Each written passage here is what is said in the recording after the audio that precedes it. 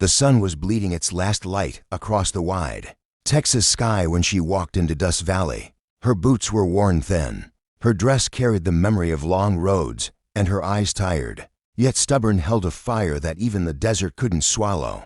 She came with nothing but a bag on her shoulder and a question burning on her tongue.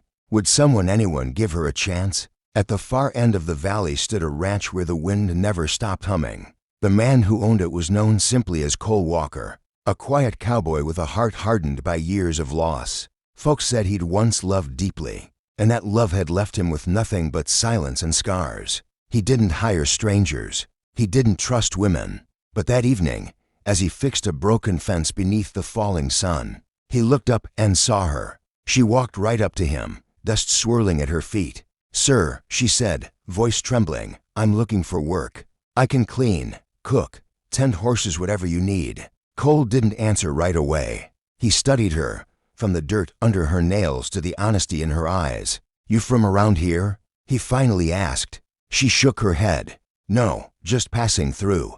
I need to earn enough to keep moving." The wind carried a long silence between them. Then Cole leaned on the fence, his hat shadowing his face. "I don't take help easy," he said slowly, "but I could use someone if you're serious." "I am," she whispered. "Name's Clara." He nodded once, then said something that stopped her breath cold. "You can work for me," he said, "only if you'll marry me by sunset." Clara blinked, half thinking he was joking, but his voice was steady as the desert ground. "You don't even know me," she said. "I don't need to," Cole replied. "A ranch can't run on strangers, and I don't hire someone I can't trust. But a wife, she ain't a stranger." Her heart pounded. "That's crazy," she said, backing a step.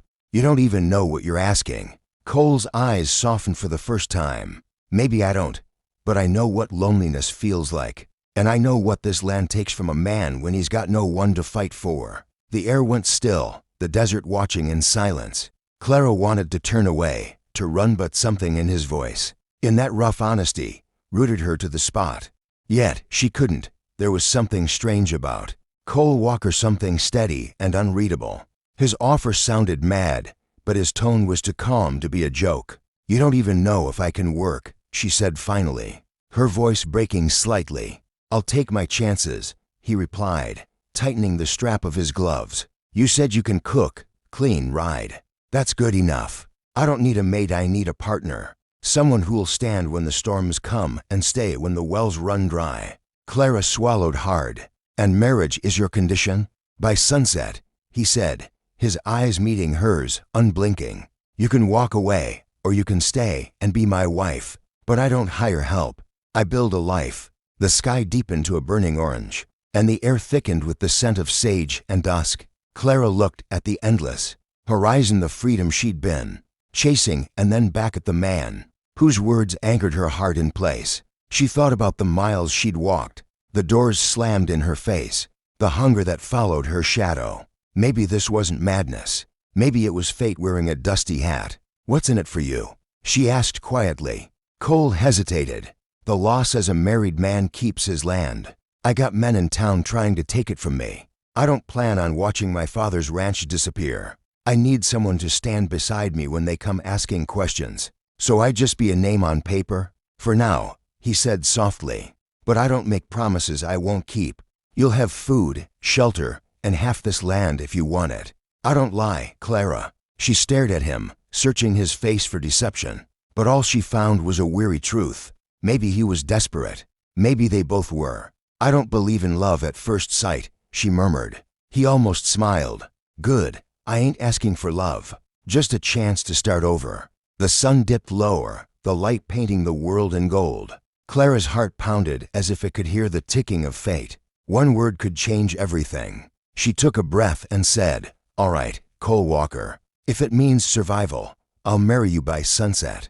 Cole's jaw tightened, not in surprise, but in something deeper, respect, maybe even relief. He reached out his hand. She hesitated, then took it. His palm was rough, warm, real.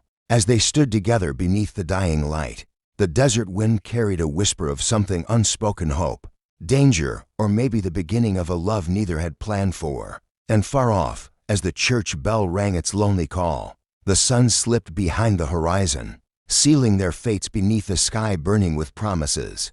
The church at Dust Valley hadn't seen a wedding in years. Its wooden doors creaked like they were waking from a long sleep, and the pews smelled of time and dust. He blinked in disbelief when Cole and Clara walked in, hand in hand, just as the last streak of sunlight bled through the stained glass. "By sunset, you said," Clara murmured under her breath. "You really meant it." Cole nodded, his head pressed to his chest. "I don't make idle promises, ma'am." The Reverend glanced between them, his brows furrowed. "You sure about this, boy? Marriage ain't a business deal." Cole's voice was low but firm.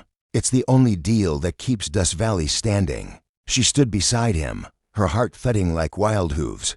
The preacher spoke, words of faith and forever drifting through the air like desert smoke. Cole answered with steady certainty. When it was her turn, Clara's voice cracked, but she said the words anyway. Maybe not out of love, but out of something close, courage. When the Reverend said, "You may kiss the bride," Cole didn't rush. He only lifted her hand, brushed his lips against her knuckles, and whispered, "Thank you." It wasn't romance, it was gratitude, heavy and honest. After the ceremony, the two walked back through town. The few folks who saw them stopped and stared. A cowboy marrying a stranger, it was something out of a campfire tale. Some whispered he'd lost his mind. Others said maybe he'd finally found it. Back at the ranch, night spread over the valley. The stars looked close enough to touch. Clara sat by the porch while Cole stabled the horses. Everything felt too quiet, too still. When he returned, he handed her a cup of coffee. "It's not the life you dreamed of, I reckon," he said. She gave a tired smile. "Dreams don't feed you, Mr. Walker. Work does." He looked at her for a long moment. "Then we'll work together." Silence fell again, but it wasn't heavy. The crickets sang, the fire crackled, and somewhere between the dark and the dawn, two lonely souls began to understand they weren't so different after all. That night, Clara didn't sleep much. The wind whispered through the cracks of the cabin, and every time she closed her eyes, she saw his face steady, distant, and burdened. There was something he wasn't saying, something hiding behind that calm voice and those steady eyes. And deep down, Clara knew the real reason he wanted her there hadn't come to light yet. The morning after their sudden wedding came with a chill that didn't belong to the desert.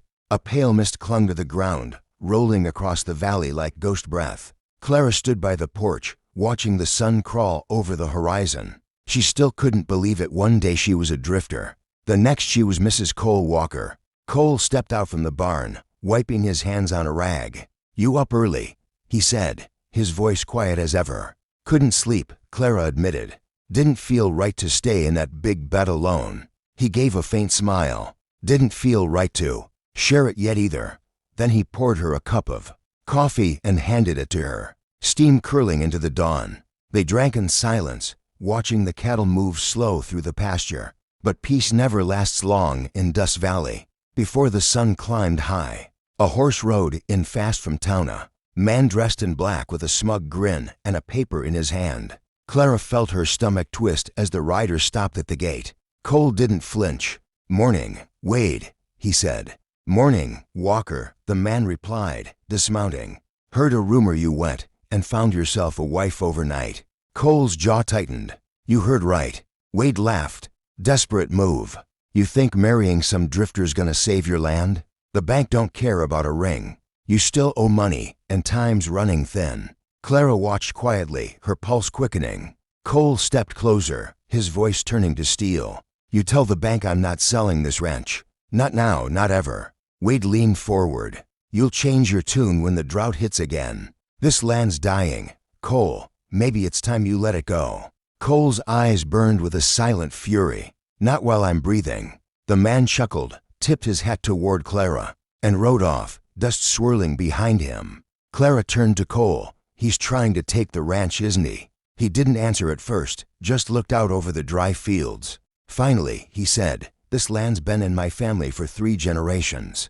My father bled for it. I ain't losing it to a man like Wade or the bank that hides behind him." Clara took a deep breath. "Then I'll help you fight for it." He looked at her, surprised. "You don't owe me that." She met his gaze steadily. "Maybe not, but I said I'd be your wife, and that means standing beside you." Something changed in his eyes, then something soft, almost tender. "You got grit, Clara, more than most I've met."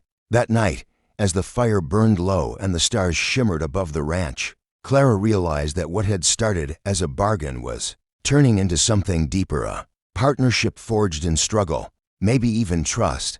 Trouble was coming to Dust Valley,